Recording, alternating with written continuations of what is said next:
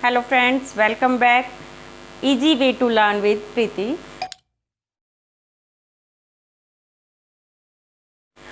अपना topic resume करेंगे। Punctuation marks कर रहे थे हम अपनी प्रीवियस वीडियो में। तो पंक्चुएशन मार्क्स में हमने अभी तक सीखा था पंक्चुएशन मार्क्स क्या होते हैं।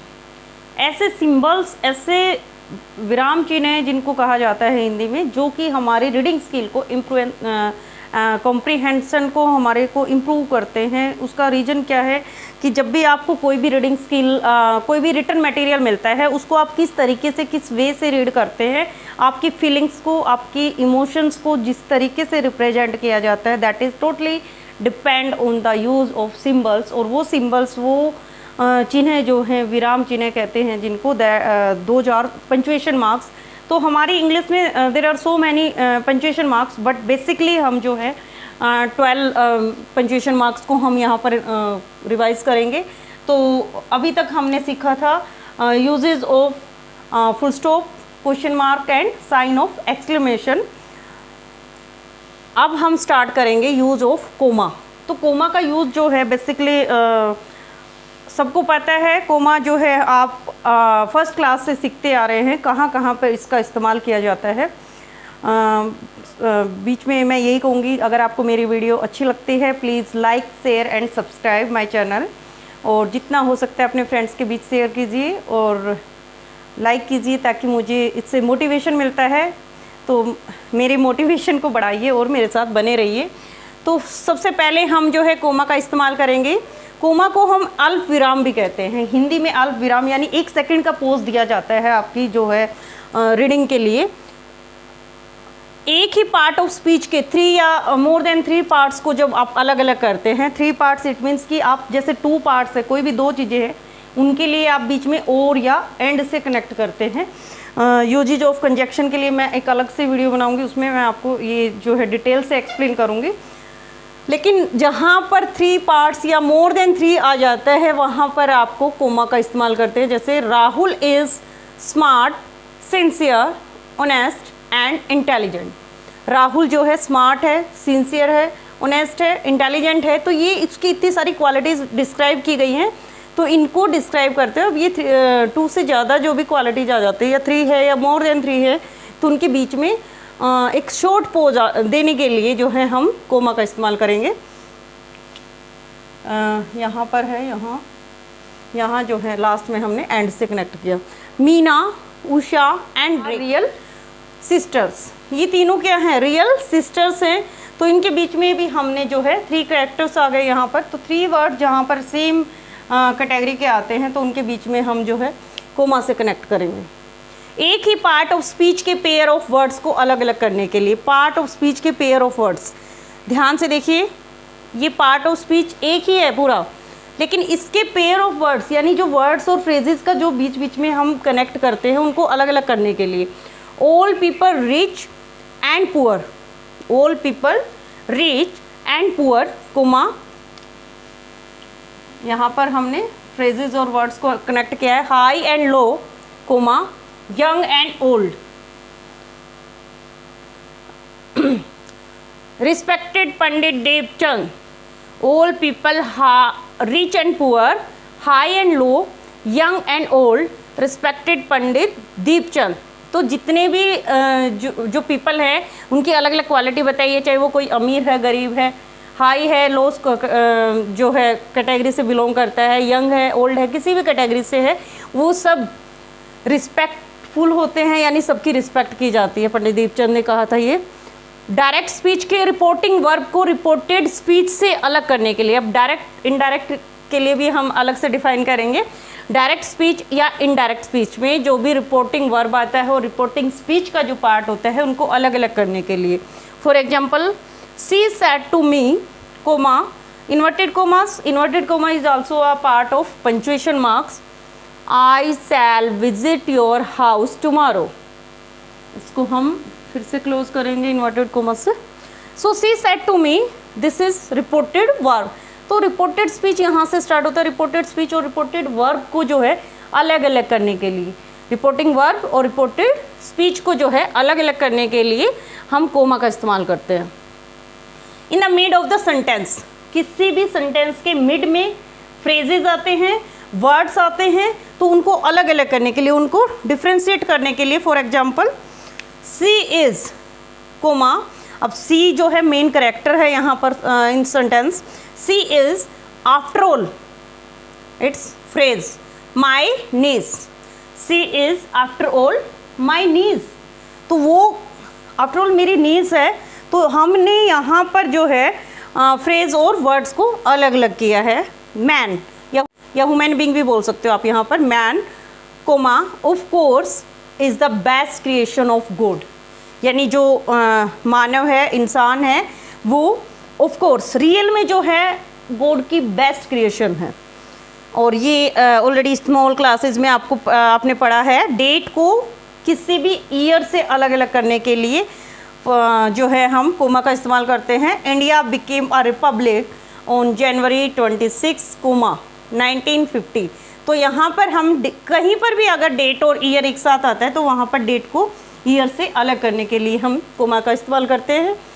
एक किसी भी कोऑर्डिनेट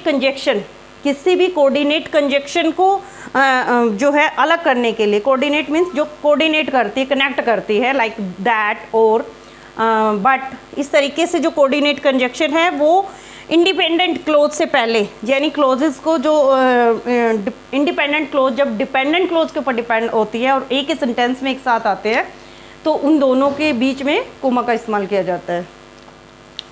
तो गाइज नेक्स्ट जो है हमारा कोलन है। कोलन को अपूर्ण विराम बोला जाता है हिंदी में। तो कोलन का यूज़ सीखते हैं हम।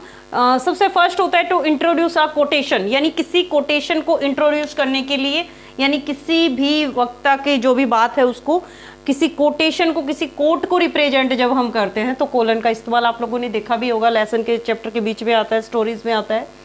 तो to enumerate a list, enumerate means उसको सेपरेटली डिफाइन करने के लिए, यानी कई बार क्या होता है साइंस में, एसएसटी में भी आप लोगों ने देखा है या इंग्लिश में आपने देखा है कि हम जैसे लिखते हैं there are so many types of these things, और उसको एक एक करके नीचे एक्सप्लेन करते हैं, तो वहाँ पर जो है कोलन का इस्तेमाल किया जाता है। नेक्स्ट है to mention time and ratio, time और रेशो को जब हम रिप्रेजेंट करते हैं, टाइम का तो जैसे आपने देखा भी है ये कि हम इस फॉर्म में लिखते हैं, जो भी टाइम हुआ है, जैसे 3:15 है, 2:15 है, 12 है, तो इस तरीके से लिखेंगे। तो ये जो है यहाँ पर कोलन आता है हमारा टाइम और डेट को अलग अलग करने, टाइम का रेशो बताने के लिए। अब कोटेशन को कैसे हम जो है इंट्रोड्यूस करते हैं, for example my dad says, मेरे डैड ने कहा, या हम किसी फेमस राइटर या किसी भी फेमस पोइटेस के बारे जो भी उनका कोटेशन है उसको रिप्रेजेंट कर रहे हैं, उसको एक्सप्लेन कर रहे हैं कि उसने ऐसा कहा। My dad says never hurt anyone, अब ये यहाँ पर जो है इन्वर्टेड कोमास में हमने इसको क्लोज किया है, लेकिन इससे पहले माई डैड सेज जिसकी भी कोटेशन है, ये जिसका कोट है, जिसकी आप बातें बता रहे हो, उसको आप कोलन में ऐसे रिप्रेजेंट करेंगे।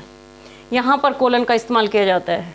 दो कंट्रास्टेड क्लोजेस को अलग अलग करने के लिए, कंट्रास्टेड इट मीन्स विरोधी जो होती हैं एक दूसरे की, तो दोनों कंट्रास्टेड क्लोजेस को अलग कर रहे हैं। To err is human, to forgive is divine, to err is human, to forgive is divine, तो यहाँ पर जो है कोलन का इस्तेमाल हुआ है, यानी मानव जो है वो गलती और पुतला होता है, उस गलती करना मानव का काम होता है, and to forgive is divine, और जब हम किसी को माफ़ करते हैं, यानी माफ़ करने का जो है बेसिकली हम भगवान से उम्मीद करते हैं कि भगवान हमें फॉरगिव करते रहे, तो यहाँ पर कोलन का इस्तेमाल किया जाता है लिस्ट या एग्जाम्पल के लिए। अभी मैंने जैसे अभी ऊपर भी बताया था, to mention, to enumerate a list, तो जहाँ पर लिस्ट आ जाती है एक जैसे चीज़ों के लिए, और कोई भी एग्जाम्पल जब हम बताते हैं, there are 3 types of tenses जब हमने लिखा, तो यहाँ पर हमने कोलन का इस्तेमाल किया है।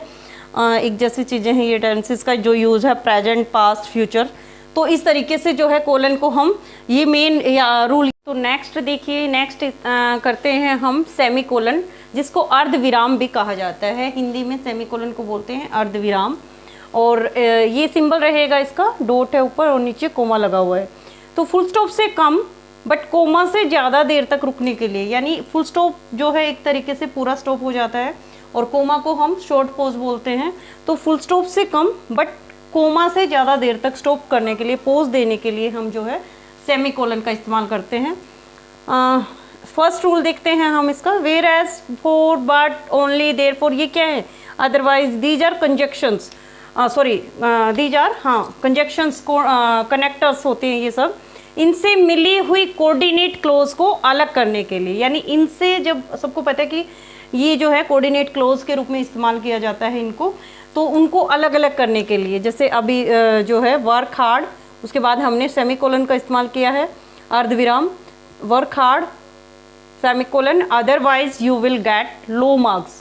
अदरवाइज यहाँ पर जो है एक तरह से एक कोऑर्डिनेट कंजक्शन के रूप में यहाँ पर इस्तेमाल किया गया है, तो इस कोऑर्डिनेट कंजक्शन को अलग करने के लिए हमने कोलन का इस्तेमाल किया, सेमीकोलन का इस्तेमाल किया है।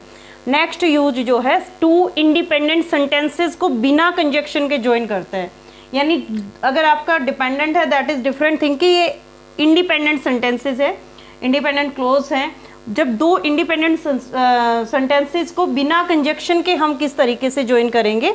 एग्जांपल देखिए, I bought my hat but I left it in the car, यहाँ पर जो है बट जो है कंजक्शन से हमने इसको यूज ज्वाइन किया है, आई बोट माई हैट, यहाँ पर कोमा आया है, but I left it in the car.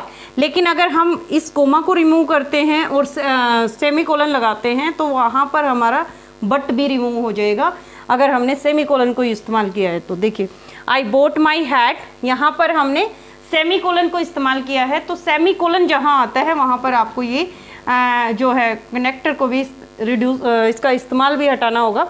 I left it in the car, तो यहाँ पर ऊपर वाले सेंटेंस में जो है कोमा आया है इसलिए बट से कनेक्ट किया है, बट यहाँ नेक्स्ट सेंटेंस में अगर आप इसको सेमीकोलन से ज्वाइन करते हो तो सेमीकोलन आ जाता है, तो वहाँ पर आपका बट भी हमने हटा दिया है।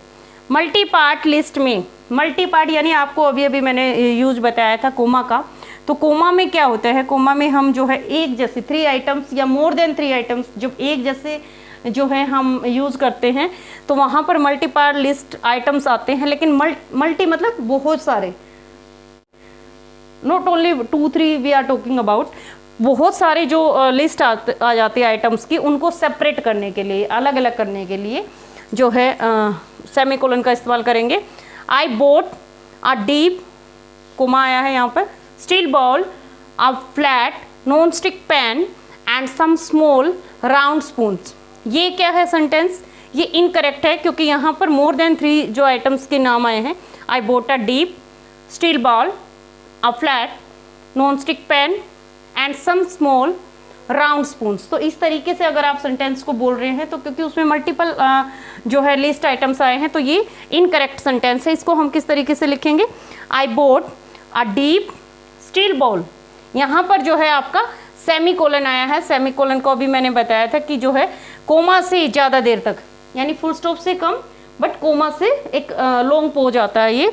आई bought a deep steel bowl, a flat non stick pan and some small round spoon.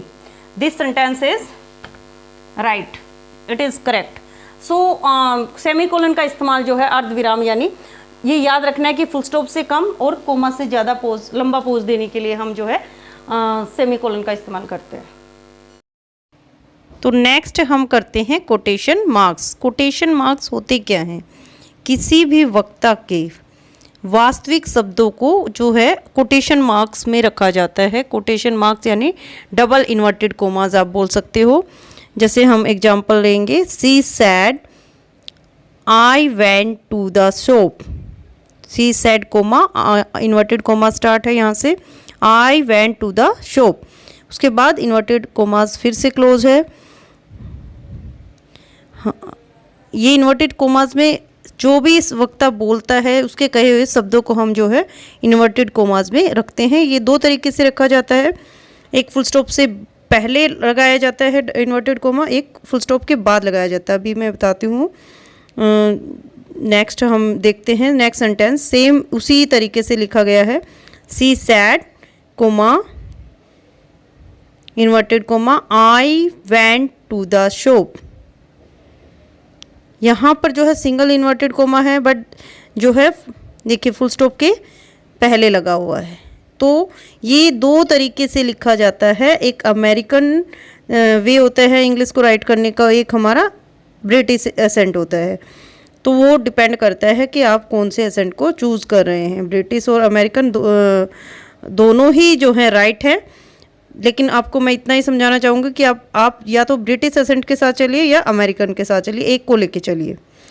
अब है नेक्स्ट, कोट के अंदर कोट, यानी जो कोटेशन बोली जा रही है, लिखी जा रही है, उसके अंदर एक और कोट, जैसे Meera road he told us, Meera road comma inverted comma start है, ही टोल्ड अस, उसने बताया, he doesn't have anything to share, उसके पास कुछ भी शेयर करने के लिए नहीं है। इन्वर्टेड कोमा, यहाँ से इन्वर्टेड कोमा स्टार्ट हुआ था, उसके बाद कोमा के बाद एक और इन्वर्टेड कोमा स्टार्ट हुआ क्योंकि कोट के अंदर कोट आया है। तो ये देखिए यहाँ से फर्स्ट इन्वर्टेड कोमा स्टार्ट होता है, फिर हमने उसको क्लोज किया, फिर उसके अंदर एक और कोट आया है तो उसका भी एक और इन्वर्टेड कोमा आ गया। तो ये जो कोट है, he doesn't have anything to share, ये क्या हो गया हमारा, यहाँ क्लोज करने के बाद 3 इन्वर्टेड कोमाज आ गए, 2 जो हैं हमारे कोटेशन के, और कोटेशन के अंदर जो एक और कोट आया है उसके नाम जी 3 हो गए। 3, हाँ जी, Meera road comma he told us he doesn't have anything to share. ये अमेरिकन एसेंट का वे है, मैं अमेरिकन एसेंट को फॉलो करती हूँ तो मैं इसीलिए उसी के अकॉर्डिंग बताती हूँ आपको। किसी भी वर्ड या फ्रेज को अलग शो करने के लिए, किसी भी वर्ड या फ्रेज को अलग से शो करने के लिए, you are learning, yes you are learning punctuation in this lesson.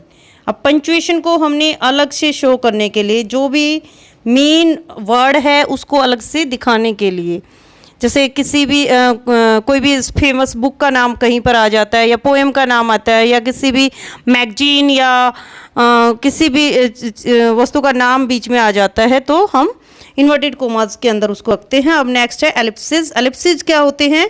Ellipsis means 3 dots used in place of missing words of any quote. किसी भी कोट की जगह मिसिंग वर्ड, किसी भी कोटेशन के मिसिंग वर्ड के लिए इनको हम इस्तेमाल करते हैं। और किसी भी तरह का पोज आ जाता है या हेजिटेशन को शो करने के लिए इनको इस्तेमाल किया जाता है। जैसे बोलते हुए भी आपने देखा होगा कई लोगों की आदत होती है आ इस तरीके से बोलने की, और हेजिटेट हो जाते हैं तो लाइक आई हैव इस तरीके से, तो वो एलिप्सिस का इस्तेमाल किया जाता है। The film focused on 3 friends from America who were studying at university. यानी जो फिल्म है वो फोकस्ड है 3 फ्रेंड्स के ऊपर जो अमेरिका से हैं और वो यूनिवर्सिटी में स्टडी कर रहे हैं। तो फिल्म फोकस्ड ऑन 3 फ्रेंड्स, यहाँ पर क्या आया है? The film focused on 3 friends dash dash dash. ये क्या है? हमारे एलिप्सिस है, ये dot dot dot, sorry dash नहीं डॉट है, ये 3 डॉट हैं। स्टडिंग एट यूनिवर्सिटी, यानी आगे उनके बारे में मिसिंग है वर्ड्स, बार बार एक्सप्लेन करने की ज़रूरत नहीं है। 3 फ्रेंड्स के ऊपर बेस्ड है ये स्टोरी, जो कि यूनिवर्सिटी में स्टडी कर रहे हैं। इतना ही है ये। और फॉर एग्जांपल आप देख सकते हैं, she said I was thinking, she said I was thinking maybe I should go home. तो कभी कभी हम आपस में बोलते हुए भी बोल देते हैं ये बात, she said I was thinking maybe I should go home, इस तरीके से। तो ये जो है एलिप्सिस का यूज़ थिंकिंग के लिए या पोज के लिए होता है, मिसिंग वर्ड्स को जो है आगे शो करने के लिए। ओके, नेक्स्ट है हमारा अपोस्ट्रोफी। अपोस्ट्रोफी जो है इस तरीके से वर्ण लोप इसको हिंदी में बोला जाता है। कोमा से हम जो है इसको सिंबल को हम यूज़ करेंगे अपोस्ट्रोफी। इसका फर्स्ट यूज़ क्या होता है? 2 वर्ड्स को ऐड करके कॉन्ट्रैक्शन बनाने के लिए। Contraction in the form of, सबको पता है कॉन्ट्रैक्शन जो है शॉर्ट फॉर्म को बोलते हैं हम। किस तरीके से करेंगे हम? देखिए, I प्लस M, तो इसको हम कैसे लिखेंगे? आई प्लस वुड आई वुड। तो इस तरीके से हम जो है डी से पहले आई के साथ जो है अपोस्ट्रोफी इस्तेमाल करेंगे, ओवर, ओ के बाद अपोस्ट्रोफी, ओवर को इस तरीके से प्रेजेंट करेंगे। इस तरीके से जो है हम कॉन्ट्रैक्शन करते रहेंगे। आई वुड, इसको हम लिखते हैं आई अपोस्ट्रोफी डी। तो ये जो है आई वुड को रिप्रेजेंट करता है। यहाँ पर देखिए डज नॉट, डज नॉट को कैसे लिखे हम, डजंट। अगर हमने इस तरीके से लिखा डज के बाद अपोस्ट्रोफी फिर नोट लिखते हैं तो ये इनकरेक्ट हो जाएगा, क्योंकि जहाँ से हमने जिस जो है कॉन्सोनेंट को हमने कॉन्ट्रैक्ट किया है या जहाँ से हमने जैसे कॉन्ट्रैक्शन जो है जहाँ से बनाया है, जैसे ये डज नोट, यहाँ पर जो है ओ की जगह हमने अपोस्ट्रोफी लगाया है। ये इस तरीके से अगर हम राइट करते हैं डज और बाद में एन टिक करके उससे पहले अगर अपोस्ट्रोफी लगाएंगे दैट इज़ रोंग, तो वो रोंग हो जाएगा हमारा। नेक्स्ट है मैम। मैम में क्या है, डी का कॉन्ट्रैक्शन हुआ है। ये देखिए इस तरीके से जो है ये लिखा जाएगा M A apostrophe A M. अगर हम ऐसे लिखते हैं तो वो रोंग हो जाएगा। नेक्स्ट है नाउन्स के साथ पोजेशन के लिए। पोजेशन मीन्स ओनरशिप जिसको बोलते हैं, का या की वर्ड से इनको रिप्रेजेंट किया जाता है। Rahul's car, the clients reaction. Rahul's car यानी राहुल की कार के बारे में बात हो रही है। ये सिंगुलर और प्लूरल दोनों फॉर्म में मिलेगा आपको। अब जैसे इस तरीके से girls, girls car, girls hat, ये ऑलरेडी जो है हमारा प्लूरल फॉर्म है। प्लूरल और सिंगुलर दोनों फॉर्म में हम अपोस्ट्रोफी का इस्तेमाल करते हैं। तो यहाँ पर पहले से ही एस है प्लूरल फॉर्म के लिए, तो यहाँ पर हम अलग से अपोस्ट्रोफी एस नहीं लगाएंगे, सिर्फ कोमा लगेगा। The girls hat. और सिंगुलर के लिए इस तरीके से राहुल कार, क्लाइंट्स रिएक्शन। तो अपोस्ट्रोफी जो है जहाँ पर आप जिस भी वर्ण लोप यानी जिस भी कॉन्सोनेंट या वोवल को आप गायब कर रहे हैं, मिस कर रहे हैं, वहीं से जो है आपका अपोस्ट्रोफी इस्तेमाल किया जाएगा। ये याद रखना है दोनों को। ये कॉन्ट्रैक्शन के लिए स्पेशली यूज़ किया जाता है और सेकंड इसका यूज होता है पोजेशन के लिए। तो नेक्स्ट करते हैं। यस, नेक्स्ट है हमारा हाइफन। हाइफन और डैश का हम इस्तेमाल करना सीखेंगे। हाइफन क्या होता है, एक जो छोटा सा डैश जिसको बोलते हैं। हाइफन और डैश जरा सा इसमें डिफरेंस है। हाइफन शॉर्ट डैश होता है और डैश में हम लॉन्ग जो है डैश इस तरीके से जो आपका माइनस का जो साइन होता है लंबा।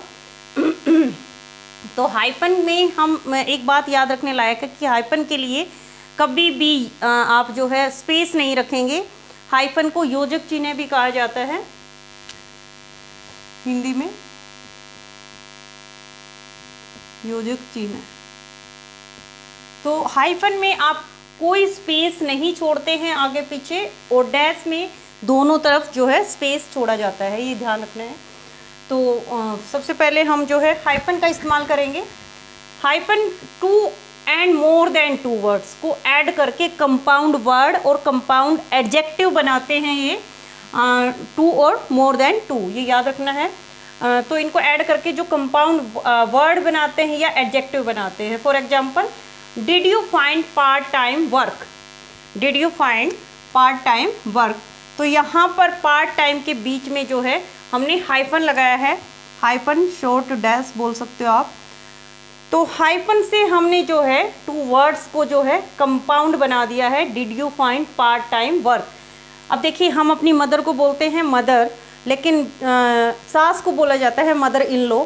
तो इस तरीके से जो रिलेशनशिप आते हैं टू कंपाउंड्स वर्ड्स और एडजेक्टिव्स के बीच में, mother in law, brother in law, sister in law, landlord, इस तरीके के जो वर्ड्स आते हैं इनमें हाइफन इस्तेमाल किया जाता है।